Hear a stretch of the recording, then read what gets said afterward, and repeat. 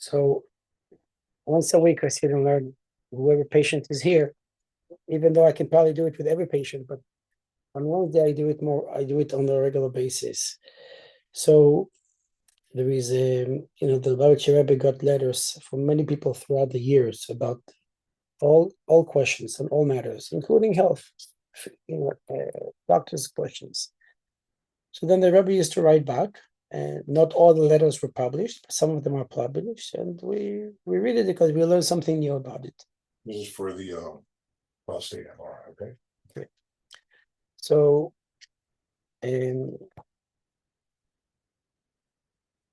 so there was a patient who had to go, probably had cancer, needed to have radiation. So the Rebbe writes, when you reply to your letter, when you write about your health situation and the different opinions of the doctors as to whether you should have surgery or radiation. Generally speaking, from the two alternatives you mentioned, surgery or radiation, you should lean towards the former, meaning surgery. Understandably, after having received the consent of a rabbi who regularly rules on matters of Jewish law, because the rabbi didn't take himself as the responsibility. He wanted you should ask your local rabbi. But the rabbi said, but you're asking me, so I'm going to give you my opinion. Why do I think surgery is better? The reason for my opinion is that one can never predict the outcome of radiation with certainty, meaning whether one has accomplished what one is seeking to accomplish. That is to say, whether the tumor had been wholly or successfully eradicated.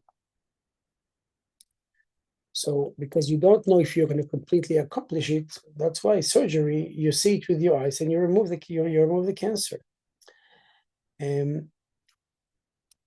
So the Rebbe said, if something is not certain, then don't do it.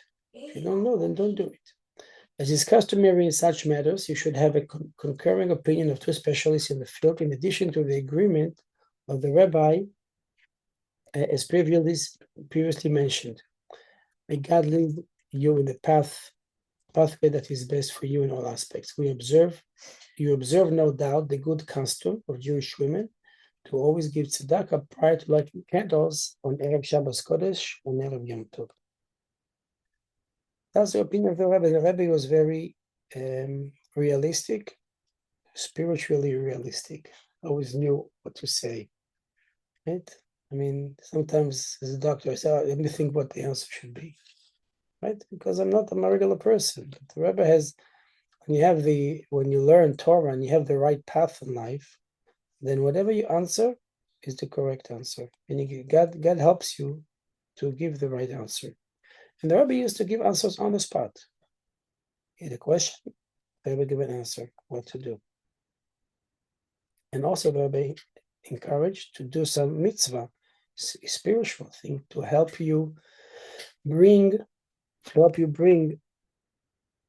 blessing into your life. Because Hashem creates us, Hashem gave us a soul. The soul has to function in the world. And when the soul does a mitzvah, it gets vitality, it gets energy, and it gives energy to the body, and the body gets happy. And in a different letter, the Rebbe says, this is in reply to your letter, 17th of Teves, in which you write about your health and the opinion of the doctor that you should have a procedure done. In response to your question in this matter, you should act in accordance with the concurring opinion of two doctors. Additionally, and of greatest import, place your bitachon in Hashem, your trust in Hashem, because He is the healer of all flesh and performs of wonders, that the procedure be successful. And so, what is bitachon? Bitachon is trust in Hashem.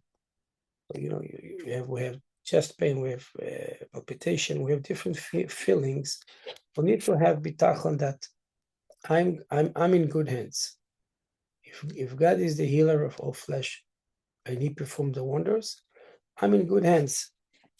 So yes, I have to go to the doctor to do the test. Yes, I heard something bad about somebody else. I want to come and test for myself to make sure I'm okay. In addition, the trust, the bitachon we have in God, that by itself brings you healing. Okay?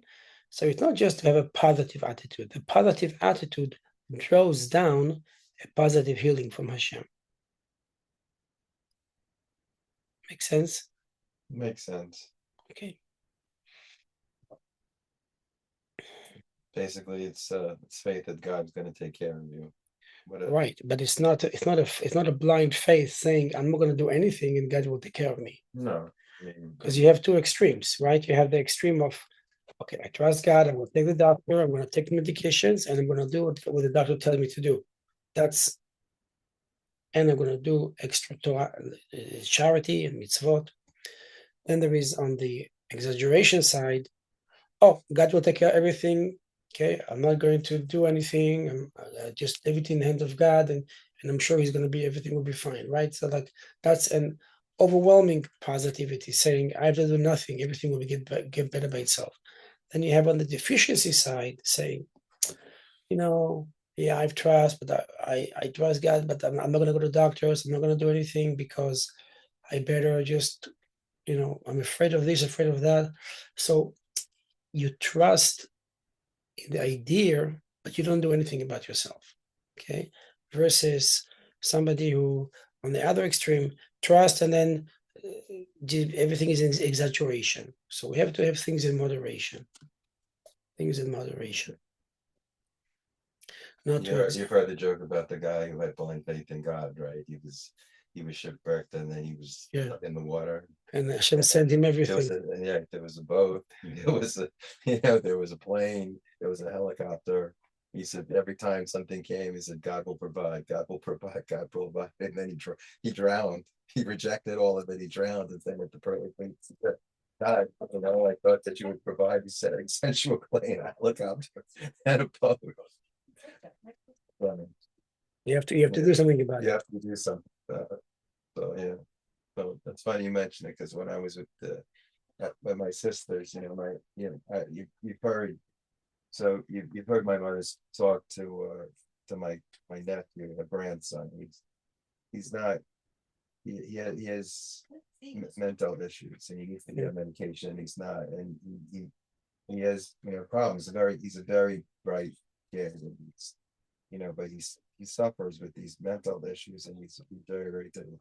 So he just lost his father. So he asked me when we went, when we were up there, because he does find comfort in going to Chabad, and he's very close with the rabbi. He runs the Chabad in Connecticut, and he says, I'm going to the Chabad for like for Shabbos. He asked me, do you want to come? So I said, of course I'll come. I don't want him to be alone, and say Kaddish for his father.